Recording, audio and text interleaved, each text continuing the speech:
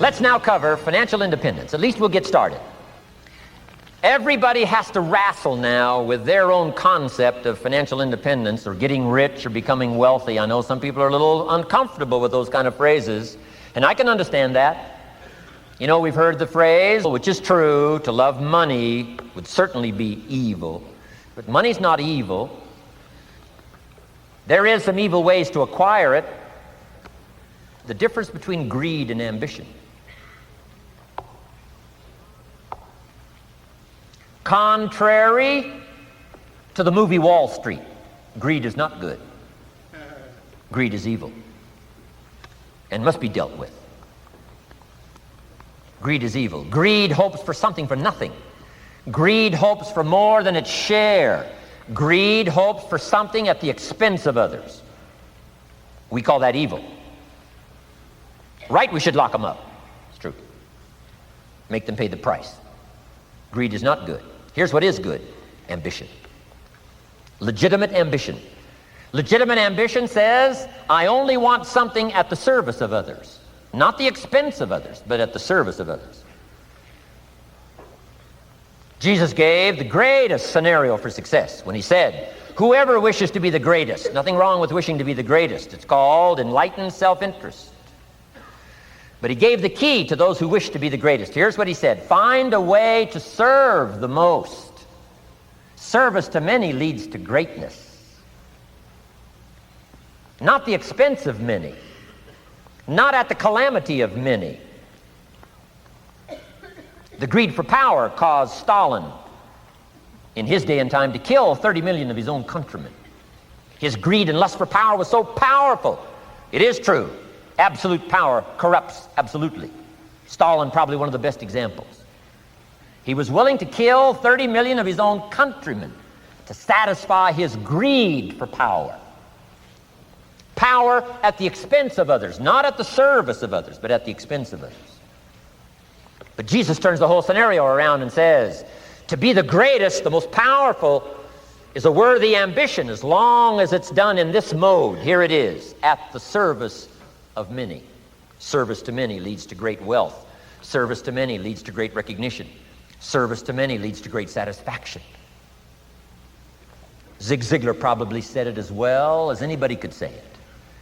If you help enough people get what they want, you can have everything you want. That's not greed.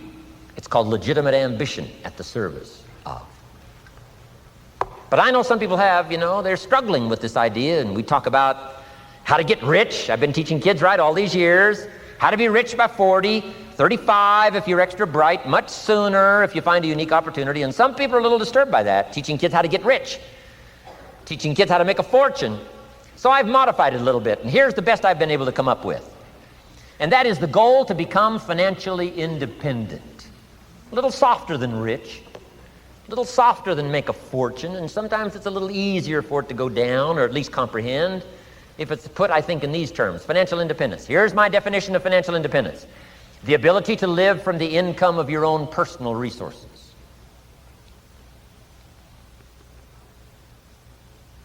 It's powerful. And I think it's a worthy goal. I think it's a worthy and legitimate ambition. To render good service, to develop skills in the marketplace, and to become so valuable that you can have the resources, and finally, have enough resources, well invested, to where you could live independent from the income of your own personal resources. Then if you do wise things with your resources and the income, all the things you'd like to do, the projects you'd like to support, things you'd like to take care of that you can't take care of now, I think it's a worthy ambition, financial independence.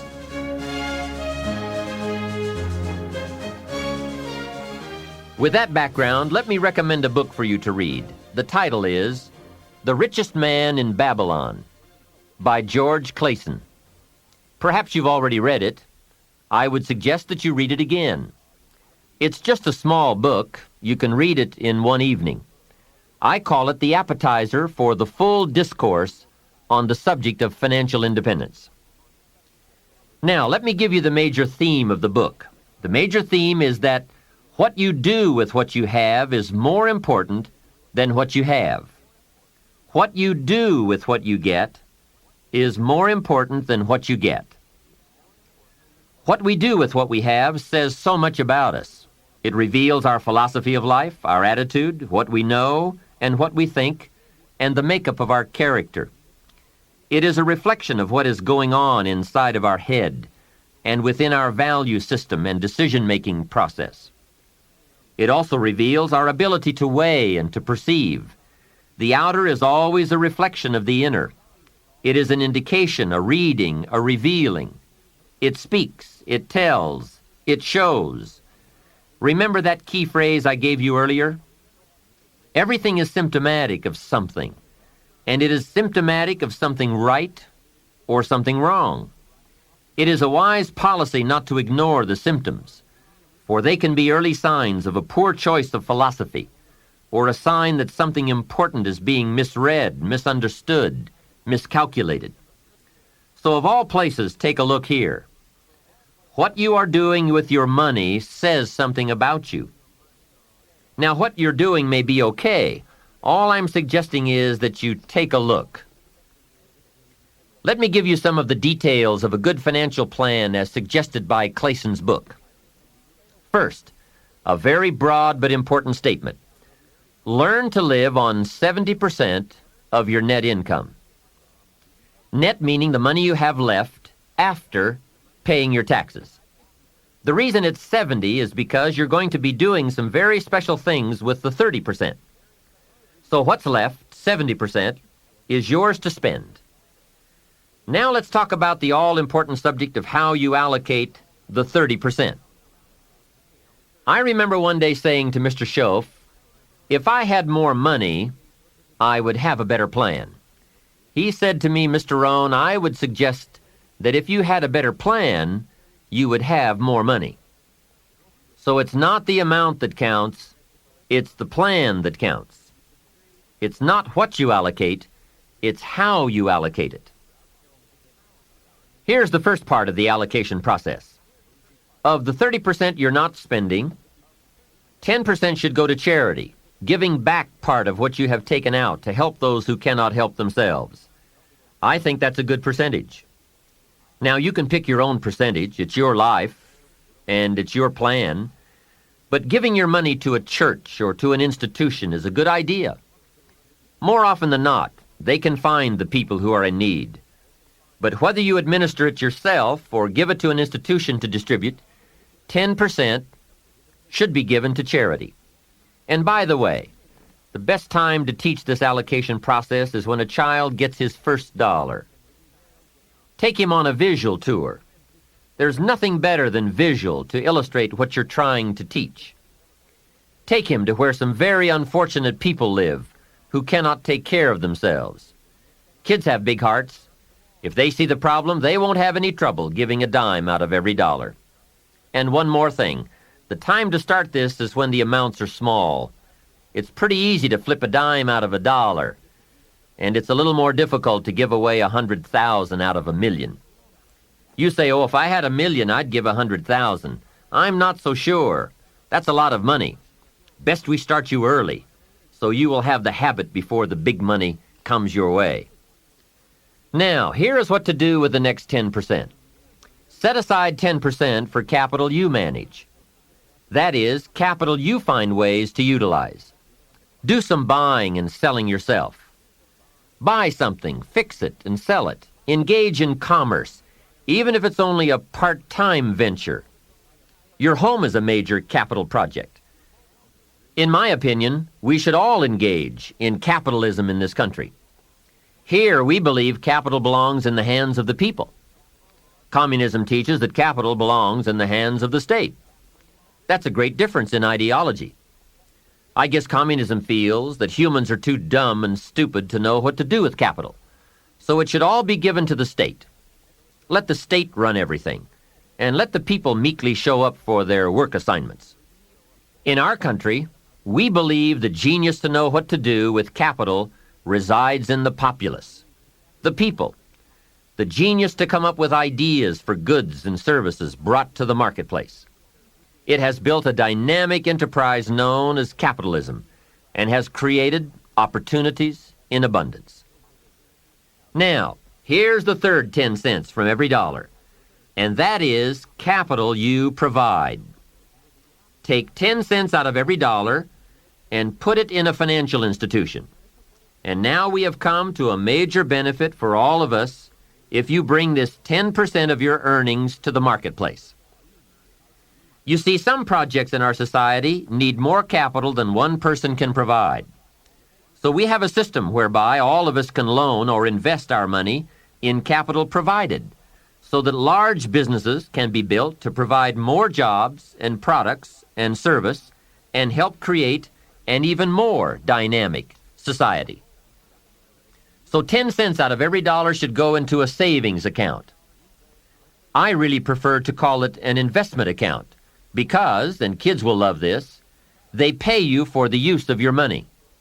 You can get back the money you loaned, and you will have more profit from what you are paid for the use of your money. And be sure that you teach this, that if kids start this program from whatever they earn on a job or in engaging in enterprise or both while they are in their teens, by the time they are 40, they will be wealthy enough to be able to do what they want to do the rest of their lives, instead of all their lives doing what they have to do. Now, from your teenage years, it could take a much shorter period of time to become financially independent, depending on what ideas and opportunities you take advantage of. Mrs. Fields developed a new chocolate chip cookie and became a millionaire before she was 30. Mrs. Fields chocolate chip cookies. What an example of capital in the hands of the people, not in the hands of the state. A 10-year-old takes $1, searches around the community and finds a broken, abandoned wagon, pays $1 for it, brings it home, cleans it up, sands off the rust, paints it till it's shiny and new, straightens out the wheel, and sells the like-new wagon for $11. You ask, does a 10-year-old deserve $10 profit? And the answer is, of course. Society now has a mended wagon. And that's what it's all about. Find something and leave it better than you found it. Create a value. Build an equity. It's how we build this most dynamic society called America. And everyone can contribute. Everyone can bring some value to the marketplace. We can all be students of capital, profit, equity, and value. We can all engage in enterprise. We can all participate in the disciplines that bring wealth of lifestyle and treasure. All of us and our children can build the most powerful and attractive society ever. We have the knowledge, the tools, the schools, the market, the resources. All we need is the will. Let each of us begin. Its riches are for the having.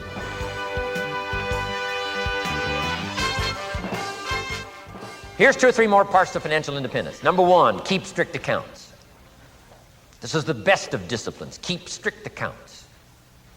Did you ever hear this expression? I don't know where it all goes. Did you ever hear that? I don't know where it all goes. Oh, we'd love to have you run our company. You don't know where it all goes. Whoa. Did you ever hear this? It just gets away from me. It just gets away from me. We'd love to turn the world over you. It just gets away from you. Come on, you got to have better disciplines than that. Let that be the 90%. Let that be the scenario of the 97%, but don't let it be your scenario. Don't let it become your philosophy. Keep strict accounts. Next, a new attitude.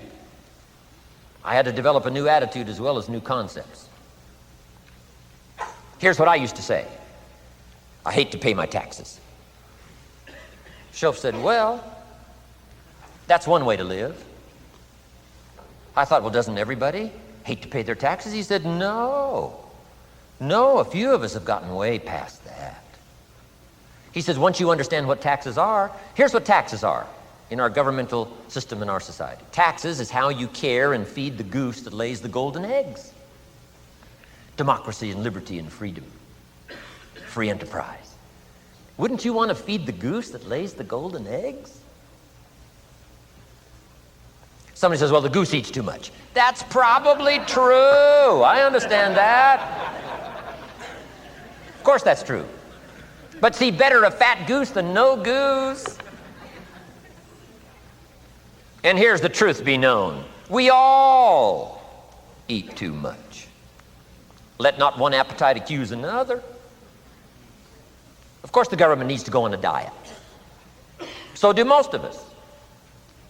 But hey, you still have to care and feed the goose that lays the golden eggs once you understand that that's what it's for. See, it is so important, the right attitude. Here's what I used to say. I hate to pay my bills. You open up the mails, nothing but these window envelopes, bills. I hate to pay my bills. Shoaff said, well, that's one way to live. I said, well, doesn't everybody hate to pay their bills? He said, no, some of us are way beyond that. I said, is it possible to love to pay your bills? He said, yes. Reduce your liabilities, increase your assets. Wouldn't you love to do that? So start a whole new attitude here. Next time you pay $100 on an account, put a little note in there and say, with great delight, I send you this $100. I mean, they don't get many letters like that. Reduce my liabilities, increase my assets. My picture's changing, my picture's improving. I love to pay my bills. Keep the money in circulation. Pay my taxes, feed the goose that lays the golden eggs. It's a matter of attitude. And here's the last on attitude. Everybody must pay. Of course, life is called opportunity, but life is called price. But we must all pay. We must all share. One of the classic stories of all time from ancient Bible script says, Jesus one day and his disciples were standing by the church treasury, synagogue treasury, watching people as they came by and put their offering in the treasury. That wouldn't be a bad idea. Jesus and his disciples standing by the treasury while everybody walks by. Jesus says, how much was that? How much was that? Interesting. And the story said some people came by, put in big amounts. Some people came by, put in modest amounts, average amounts. And the story says, then a little lady comes by and puts in 2 pennies in the treasury. Jesus says to his disciples, look at that. Look at that. His disciples said, 2 pennies, 2 pennies. What's 2 pennies? Jesus said, no, you don't understand. She gave more than everybody else. They said, 2 pennies is more than everybody else? He said, yes. Because I'm certain that her 2 pennies represented most of what she had. And if you give most of what you have, then you've given the most. Wow.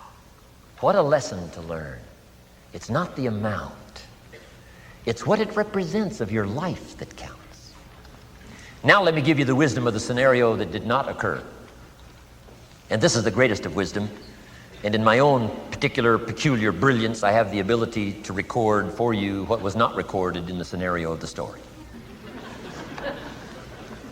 Here's what did not occur, which may teach us one of the greatest of the wise things that was taught in this scenario. Here's what did not occur in the scenario. Jesus did not reach into the treasury and get this little lady's 2 pennies and run after her and say, here, little lady, my disciples and I have decided that you're so pitiful and you're so poor that we've decided to give you back your 2 pennies. I'm telling you, that did not occur. If it would have occurred, she would have been what? Insulted. She would have rightfully said, I know my 2 pennies aren't much, but it represented most of what I had. And would you insult me by not letting me contribute what I wanted to contribute, even if it's only 2 pennies? I'm telling you, that did not occur. Here's part of the wisdom of the story that was not recorded. Jesus left her pennies in the treasury, meaning everybody has to pay, even if it's only pennies. That's the key.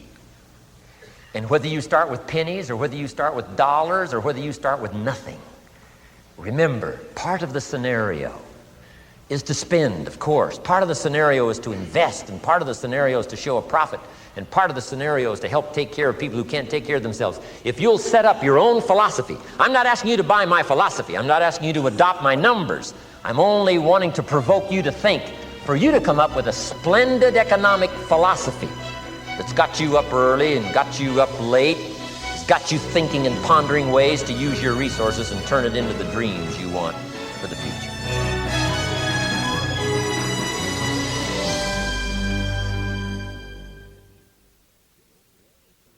This is the end of Side 7. Please fast forward the tape to the end to cue up Side 8 for your listening.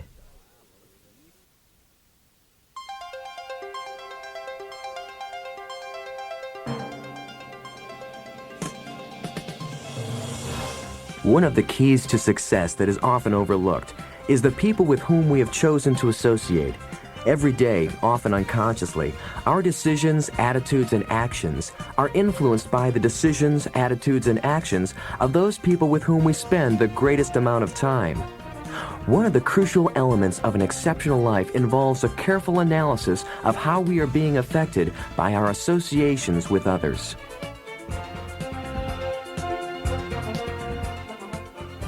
If you were to evaluate the major influences in your life that shape the person you are becoming, this has to be high on the list, the people you choose to allow into your life.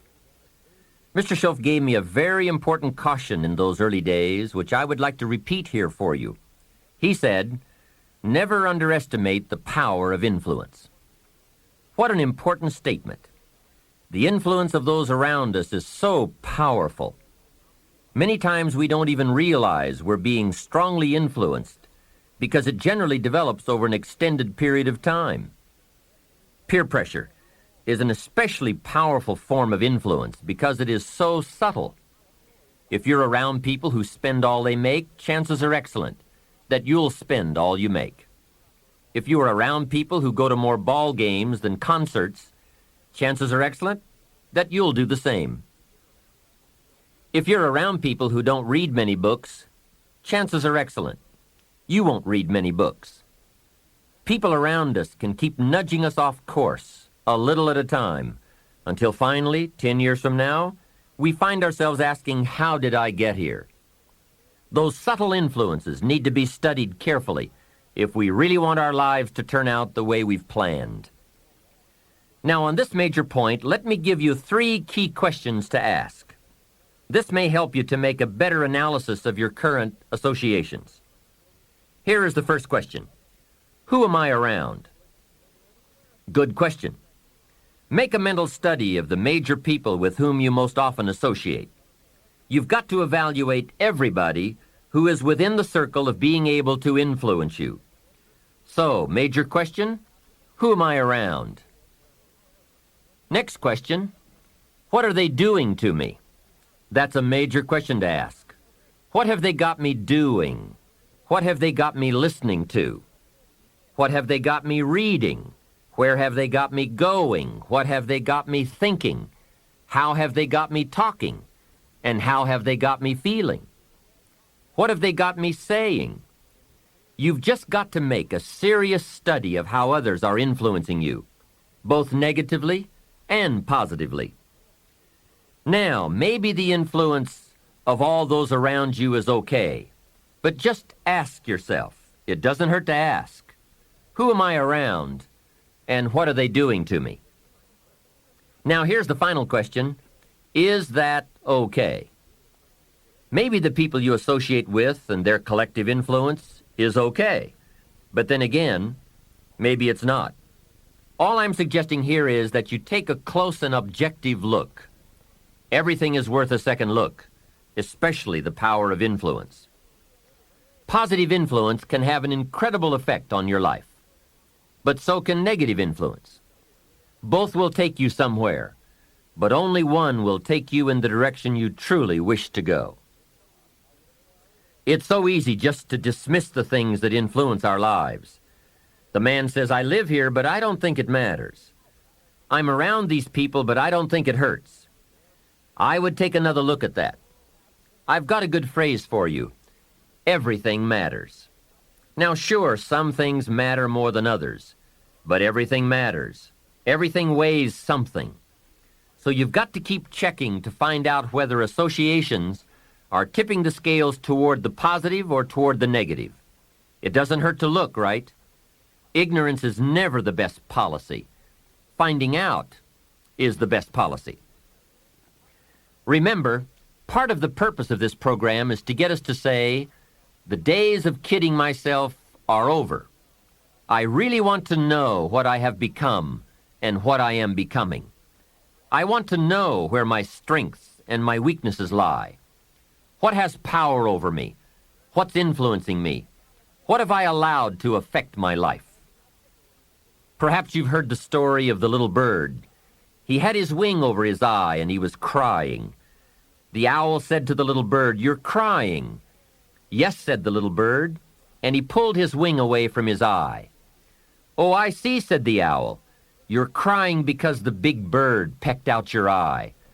And the little bird said, "No, I'm not crying because the big bird pecked out my eye. I'm crying because I let him." Hey, it's easy to let influences shape our lives, to let associations determine our direction, to let persuasions overwhelm us, to let tides take us, to let pressures make us. The big question is, are we letting ourselves become what we wish to become?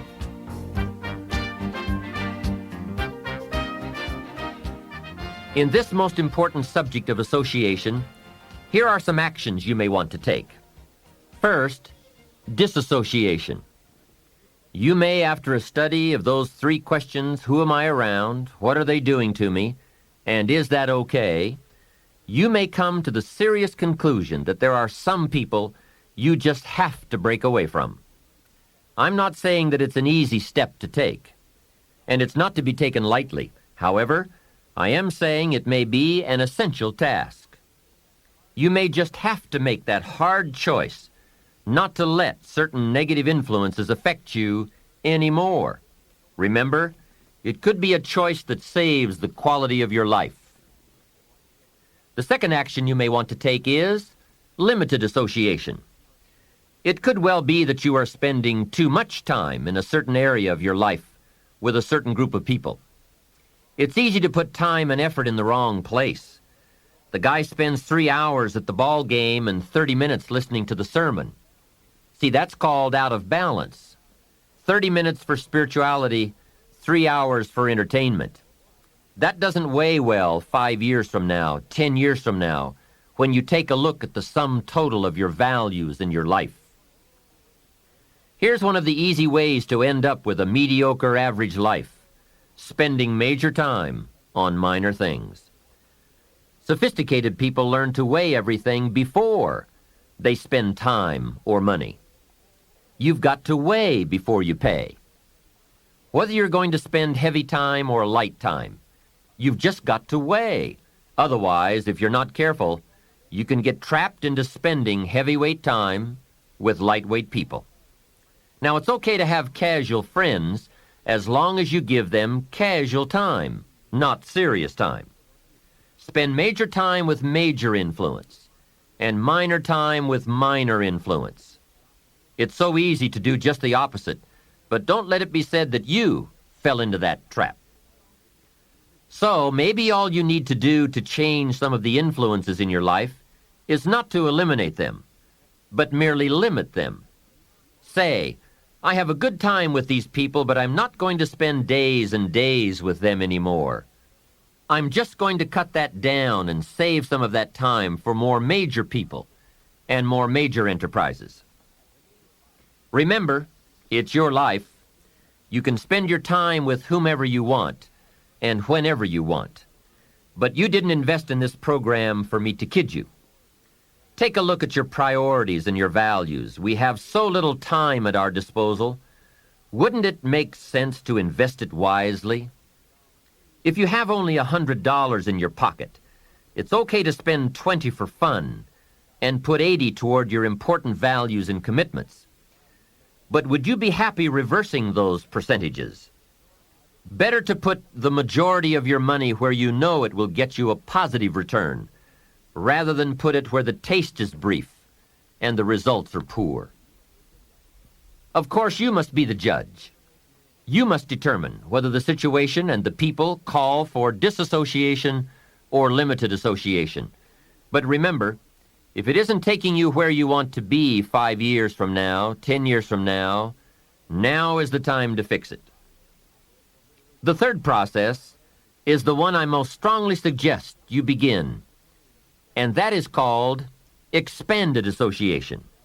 That is, spending more time with the right people, people of substance and culture, people who understand philosophy and discipline, people of accomplishment and character. Many years ago, Mr. Schoaf said to me, "Mr. Rohn, if you truly wish to be successful, you've got to get around the right people." Then he said, "It looks like in your present circumstances you're going to have to plot and scheme." And that was true. I had to plot and scheme to get around the right people. On some of those early opportunities I had to be around successful people, I would park my car a couple of blocks away. I knew that if they saw my car, I'd never get in. On more than one occasion, I got the question, "How did you get here?" To which I would respond, "Oh, someone dropped me off." And that was me dropping me off a couple of blocks away. Whatever you have to do it. Keep asking the question, who can I get around? Who could I spend some time with who would have a positive influence on my life? I played every trick in the book I could think of to get around the right people, but it was worth it. Now here's the surprise. It is possible for a modest investment to get around major people. If you had a chance to sit down for an hour or two with a wealthy person, and all that you had to do was to pick up the lunch tab, wouldn't that be a bargain? That person might drop an idea on you that could change your life. For a lunch tab. And that's where we need to go to get our success plan, from successful people. Don't pick up your plan, especially your financial plan, from unsuccessful people. Here is something else exciting. It's possible for people of modest means to start a wealth plan. You don't have to be wealthy to have a wealth plan. You don't even have to be healthy to start a health plan. All you have to be is smart. Smart enough to say, "Hey, I've got the wrong plan, and I'm going to get around someone who has a better plan and make it my plan." So, find some successful people to help you fill out your success plan. Find somebody healthy to get your better health plan going. Find somebody living a unique lifestyle to develop your lifestyle plan. This is called association on purpose, getting around the right people by expanding your circle of influence.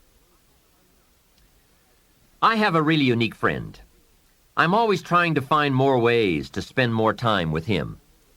He's the big game hunter, millionaire, businessman, traveler, and in my opinion, one of the world's great philosophers. He has two special gifts among many that make it worth all the time I can possibly spend with him. And those gifts are, one, the ability to absorb, the ability to soak up a day and all of its events. His memory is uncanny. I swear he remembers in detail almost every day of his life and every book he's read. Then he has this second unique gift, the gift of expression. He can put all he saw and touched and felt into words, exciting words. When he talks, you can feel the water lapping on your feet. You can see the colors. You can smell the aroma of the flowers and the food. What great gifts to absorb and to express. If I spend a day with him, I get my time's worth. He can put a year into a day's conversation. It leaves you spellbound. He can read a book and with flawless detail give you a capsule version, and more often than not, make it more exciting than if you read the book yourself. From Shakespeare to the Beatles, from Africa to Beverly Hills, he's got it, recorded it, and can express it with spirit and precision. You can imagine what a valuable association this is for me. From this association, I've multiplied my knowledge, my perception, my skill, my enterprise, and my lifestyle many times over. Here's another good question for you. Where do you go for your intellectual feast? Where do you go? Pity the man who has a favorite restaurant, but not a favorite thinker. He's picked out a favorite place to feed his body, but he doesn't have a favorite place to feed his mind. One way to associate with people of influence is through their writings, books, cassette tapes, whatever you can pick up. Maybe you can't meet the person, but you can read his books or listen to his cassettes. Churchill's gone, but he's left some books. Aristotle's gone, but we still have his ideas. Search the catalog for cassettes and libraries for books. Search the magazines, search the documentaries. They are full of chances for association and intellectual feasting. But in addition to reading and listening, we also need a chance to do some talking and sharing. I have some people in my life with whom I spend time on a regular basis, who help me with important life questions, who help me refine my own philosophy, weigh values, and ponder questions about success and lifestyle. We all need associations with people of substance to provide influence concerning major issues: society, money, enterprise, family, government, love, friendship, culture, taste, opportunity, community. Behavior is mostly influenced by ideas, and ideas are mostly influenced by education, and education is mostly influenced by the people with whom we associate. So don't join an easy crowd. Make sure you get around people who can ask the right questions about the latest ideas you've discovered, about your philosophy, your enterprise, your goals, your lifestyle. Go where the demands are high, where the expectations are high, where the spotlight is on to grow, to produce, and to become more than you currently are.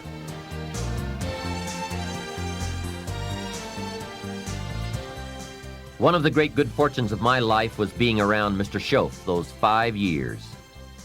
During that time, he shared with me, at dinner, on an airplane, at a business conference, in private conversation, with a group, all those ideas that caused me to make the helpful and necessary adjustments in my thoughts and activities. And those daily changes, some so very slight, so very important, added up to such weighty sums in 1 year, 3 years, and 5 years. A big part of the value of this association was having Mr. Schoaf repeat the ideas over and over. You just can't hear basics, fundamentals, major pieces of the philosophy of life too often. Another part was Mr. Schoaf's unique ability to check and measure my progress. That is so important. Measurable progress, and having someone to monitor that progress. I will never forget my first list of goals that I put together after Mr. Schoaf's breakfast lecture on setting goals. My list contained only 4 or 5 items. When I showed it to him, he said, "Is this your list?" I said, "Yes." Then he started asking those very wise questions that all people of success and substance are inclined to ask. He asked, "How about your health goals?" I didn't have any of those on my list.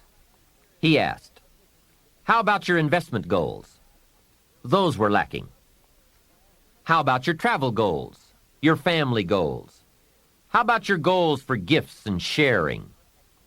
Who would you like to meet? What would you like to become? What skills would you like to develop?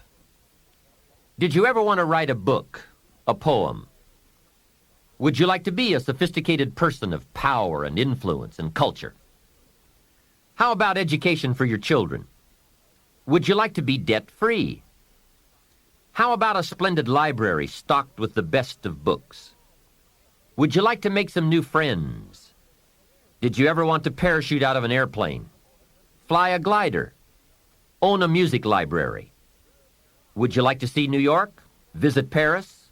Explore Rome? Do you need a ranch someday, a cabin in the mountains? Is there something you'd like to prove, a mark you'd like to make? Wow, what a mind-expanding conversation that was. And this was only one of many to come over those 5 years. What fantastic help it is to have someone who can ask the right questions. Remember, it's not just the answers that are important. It's the questions. Some of the most valuable influence comes from people with the awareness and skill to ask the major questions.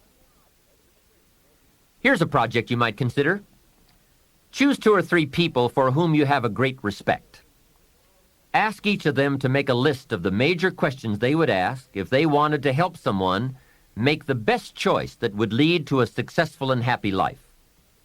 If you get 3 lists, you will be surprised at the difference among them. Successful people approach life from a variety of experiences and a variety of attitudes. Now, from these questions, you may get enough homework to get busy on for years to come. Another benefit of my association with Mr. Schoaf was that I kept growing in experience, knowledge, and accomplishment, and was able to bring all that value to the same basic questions. What a learning experience that was. Some of the early questions I had shrugged off, I now saw a growing importance they had. It was really my education that was changing, not the questions. It's like reading the Bible or listening to cassettes. When you have some added, measurable experience, you now bring to the reading and listening a new worth. You now listen and read at a new level.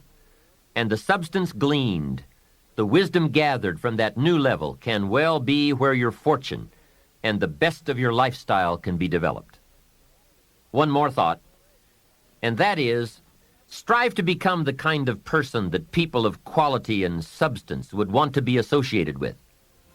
Become a person of skillful language, positive attitude, well-read and well-disciplined, a person of culture and intelligence. You will be uniquely rewarded by this reputation, drawing exciting people to you. Remember, to attract valuable people, you must be attractive.